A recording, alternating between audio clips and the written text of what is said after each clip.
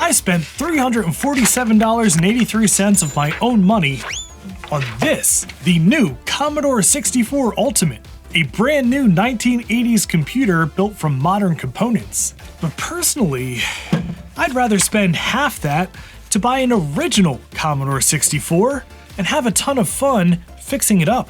So why did I reserve this on the day it was announced? Well, today we're going to explore this thing, compare it to an original Commodore 64, and see if we can find any point to owning this. So stay tuned.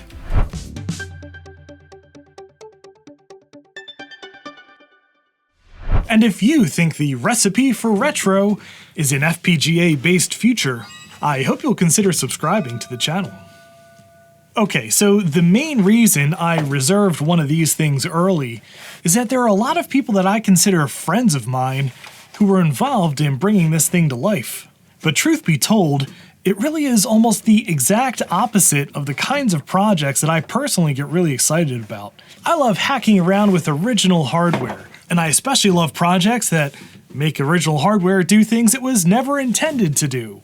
Those kinds of projects tend to still be kind of plausible for the time period of the original computer, stuff like modern accelerators, that would have been prohibitively expensive but still possible back in the day. Now, I don't intend any of this as shade on this particular project. I mean, I did buy one, but these are just my personal feelings to set the stage for our investigation of this machine.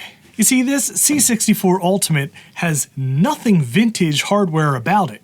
The Commodore 64 computer inside of this thing is completely implemented with a modern FPGA, which sits on a board that implements a lot of other modern niceties, some of which you can see on the back, like HDMI out, USB, a micro SD card for storage. It even has Ethernet. Though there are some avenues for using actual real vintage chips and peripherals with this thing, and that's probably what I'm most excited about. But does this thing really have the soul of a 1980s computer? Or do you need original hardware to really have an authentic experience? Well, the first place to look for a soul is on the inside, so let's take this thing apart. Right after this quick word about today's sponsor, Delete Me. Today's internet is a weird place. Everything you do and say online is analyzed, cataloged, chopped up, and sold on the open market of data brokers. And it's not just shady advertisers buying this data. Your private info can wind up in the hands of scammers, fraudsters, phishing schemes, and worse. Oh look, another political text. This is exactly the kind of thing that Delete Me can help to address. I've been using Delete Me for well over a year now, actually going on over 2. And they help me control my personal information in ways I was never able to accomplish manually.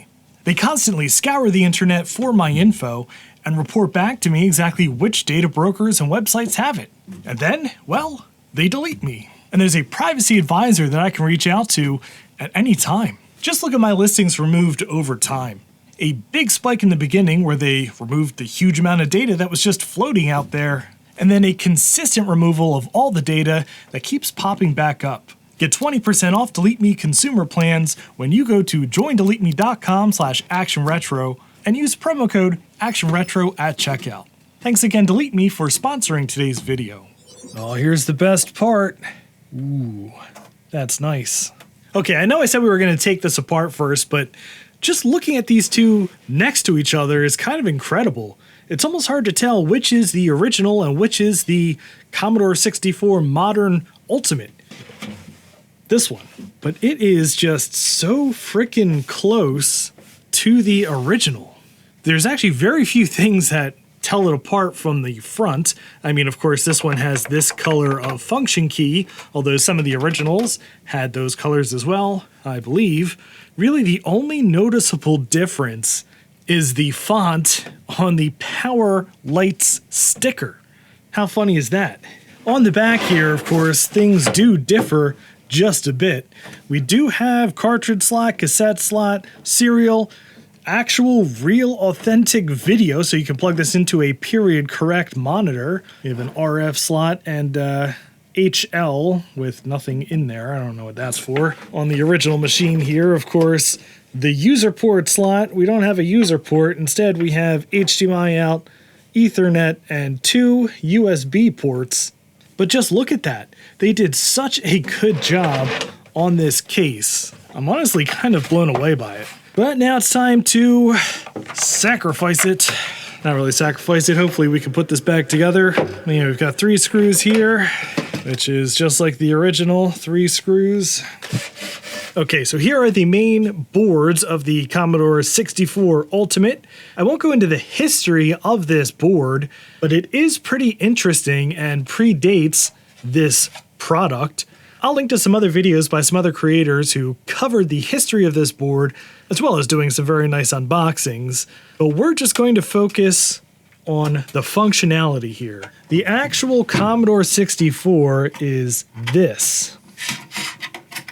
This is an AMD Arctix 7, which is an FPGA module, and this is what's programmed to be a Commodore 64. In fact, all of the hardware of the Commodore 64 is implemented in FPGA logic inside this thing.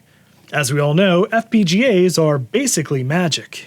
And it also means that if they ever update this, it's very easily replaced or reflashed, I guess, with new FPGA logic. I also kind of wonder if one could hack this to, say, run Linux. That would be a stupid use of this cool tech, but I would find it satisfying. Now, one thing I'm really excited about inside here is this. These allow you to place actual vintage SID chips into these sockets, and it will bypass the FPGA-based SID chip in here for authentic 80s sounds. Now, I'm not so much of a Commodore guy here in North America. These weren't as popular as they were elsewhere, but I've seen some demonstrations of the differences between emulated and real SID chips. And I kind of want to take the SID chip out of my real Commodore 64 and just try it in here to see if it does indeed make a difference. Well, some other interesting stuff on this board. There's 2 internal USB ports. The keyboard is connected via USB-C. We're going to test if it works on my MacBook Pro. And there's a lot of other connectors down here. There's a connector for an original Commodore C64 keyboard, which harkens back to this board before it was part of this project. We've got connectors for console buttons. No idea what this one is. We've got Wi-Fi over here. This hidden USB-C port is labeled ESP32. I assume we can reflash stuff on the board through that port. This port up here that's labeled RF actually appears to be audio out. It says line out right there, so it's not video. Curious what this blue thing over here is. I guess we'll leave that alone. And over on the side here, we have a multi-function rocker switch and 2 control ports for us to plug in controllers. We will be testing that. Oh, and a speaker right here, which actually makes some interesting disk use noises. Ooh, yeah, look at this. All right, obviously I would be remiss if we didn't try to use this USB keyboard on something else, like a Mac. Well, apparently not. Okay, now I do want to try some other hacky stuff with this. Like, I wonder if I could take the keyboard out of a real Commodore 64 and stick it in here with that internal connector. And I also want to try some modern Commodore 64 accessories, like a meatloaf, to see if that works. This is the kind of project I really love. Well, let's try using this thing as intended first. So one of the coolest things about the era of the original Commodore 64, this is all you really need. You have the computer, which has everything, including a keyboard. All you need to do is have a monitor or a TV, or in our case here, just any HDMI monitor. You plug the thing in, turn it on, and it just works. It boots to basic. Wait, where have I heard that before? Boot to basic. Someone should write a song about that. And this works exactly as you'd expect. Type in basic program. Run it. And there you go. Look at that. We are programming. Actually, this keyboard feels fantastic. I'm not entirely sure which I prefer. This has a very familiar feeling, but this feels much more modern and has a much more satisfying click. But this power button is not as it seems. It's actually labeled multi-function, and you can rock it in different directions for different functions. Rocking it upwards brought me to this menu here, which has all sorts of options for the machine, including networking, setup, and modems and user interface stuff. In the box with the C64 Ultimate was this, which at first glance looks like a cassette tape, but it is not. This is actually a funky USB stick. Plug this into the back of the Commodore where it hangs awkwardly out like that. That's fine. And we can access that USB stick with disk file browser and then USB disk. And there's all sorts of stuff on here that we're gonna take a look at. I'm especially interested in the fact that there are alternative graphical environments installed on here, like GEOS. We've had fun with GEOS in the past. And GUI 64, which I've never played with. Also have BBS applications. Oh yeah, this is a big thing that I think I'm going to use this for, and that is connecting to Commodore BBSs with CCGMS. I've done that in the past on my actual Commodore 64. I think it would be a whole lot more convenient on this thing, less wires and carts and stuff hanging out. All right, we do have games on here. Aviator Arcade is a lot of fun. We can hook up a real joystick from back in the day, just like so. Yeah, this game is pretty excellent. Oh yeah, I'm a helicopter. I've never been good at these joysticks though. Oh my god, yeah. I'm terrible with the joystick. Hold on a second, let me try something. This is one of the wireless controllers that came with my reproduction Atari, which is actually modeled after a real Atari controller, but it has this same connector, so I'm pretty sure this will work. Oh, and it does! Oh, that is so much better.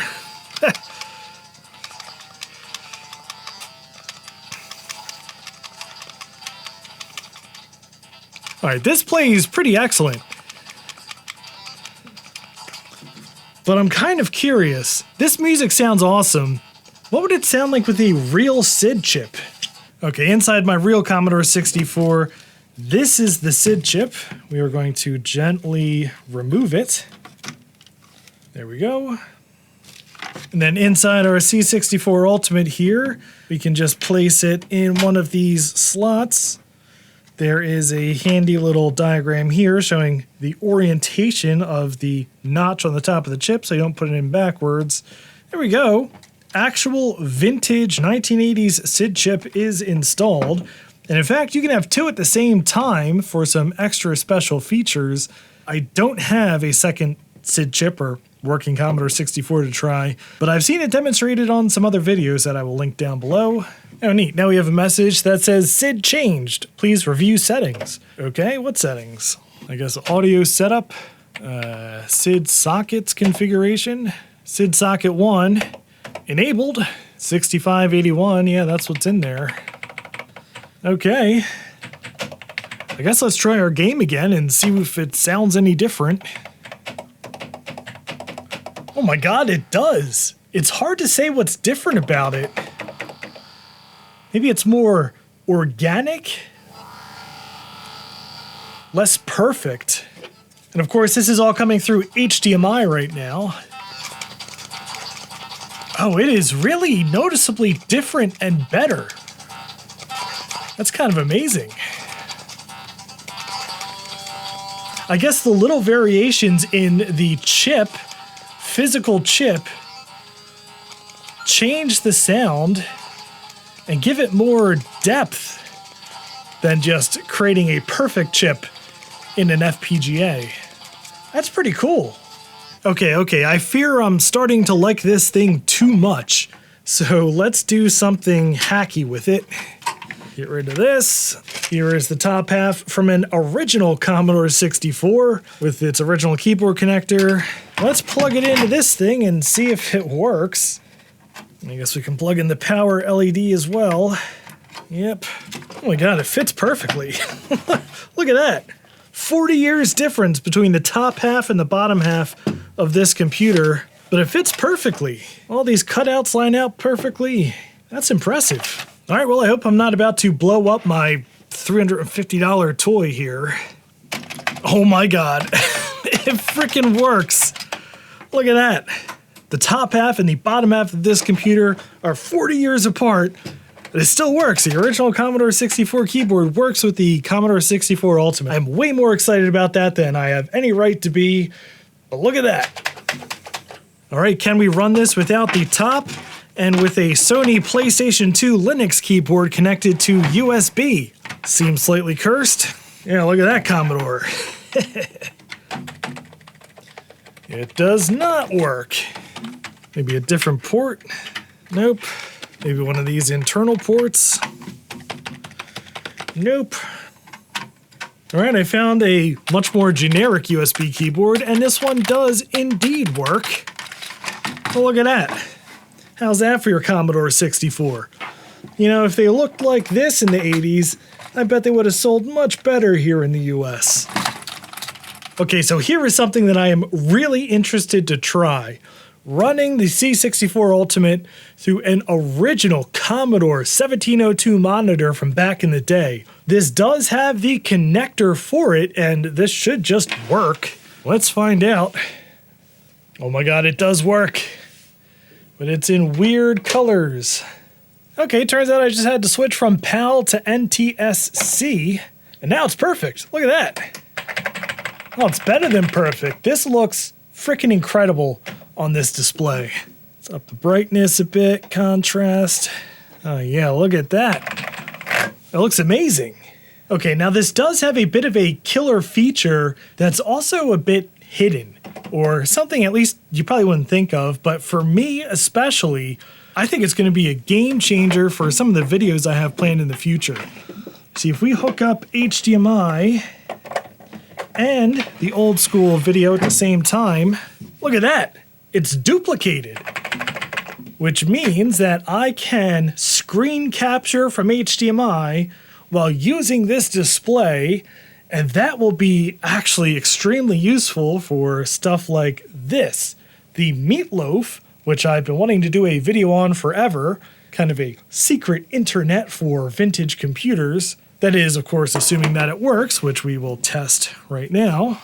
And the Meatloaf plugs into the serial port here, which very thankfully the C64 Ultimate has, because Meatloaf is designed for real Commodore 64s, although I am starting to think about this Ultimate as a real Commodore 64, surprisingly. Okay, the Meatloaf is lighting up, but I can't seem to talk to it. I do think maybe that's more user error than an issue with the C64 Ultimate, but we'll do a dedicated video on this thing in the near future, because it is freaking cool. Okay, last thing I want to play around with are the two GUIs that are included on the goofy USB drive. We have GEOS, of course, which we've used on many different machines in the past. Oh yeah, look at that. That is pretty epic for a Commodore 64. This GUI was available back in the day. And as is tradition, we will be manipulating the GUI with a joystick, which is only a little bit infuriating. Well, yeah, this is a freaking desktop environment. Look at that. Pretty impressive. I do want to make some dedicated videos on GUIs for the Commodore 64 because I think they're just so freaking interesting and such a limited amount of RAM and limited processing power. I mean, this rivals the Macintosh, at least at first glance. And then GUI 64, I've never actually used that before. Apparently it came on a cartridge. Oh my goodness, look at this. Whoa. It's like alternate universe Windows 95. Okay, this is really freaking impressive. Look at that. Can we do anything in here? No, it's checking the disk. Yeah, there's some stuff. I think this is a modern bit of software. Oh, like it's opening up a binary file in a text viewer. That's fun. Well, it's kind of difficult to get to these window buttons with a joystick. So yeah, the Commodore C64 Ultimate. I'm honestly kind of surprised at how much I like the thing. And I think it can be really useful, especially for me on the channel here, using this to demonstrate old school software with modern conveniences for capturing it, while still being able to use some period accurate hardware. That's pretty cool. Is this thing really worth $300 plus shipping? Well, I'm torn. Personally, I would much rather have an original Commodore 64 and buy a bunch of goofball peripherals and upgrades and really deck it out. But doing that these days can wind up being even more expensive than $300. A good working Commodore 64 goes for north of $200 or more on eBay these days. And even if it's good working, it probably has something that you need to fix eventually. And buying a bunch of upgrades and games and modems and all this stuff for it, well, that's going to put you over $300 anyway. This is a really surprisingly authentic experience. I know I came into this a little bit skeptical of this thing, but it's really rather nice. So if you're thinking about buying one of these things and you can afford that initial outlay of cash, I definitely recommend it. But in any event, that'll do it for today's video. As always, thank you very much for watching. And I just want to give a very special thank you to all of my Patreon supporters and channel members. Thank you so much, each and every one of you, for supporting me and supporting this channel and all the weird stuff I do. I am so very grateful, and I just could not do this without you.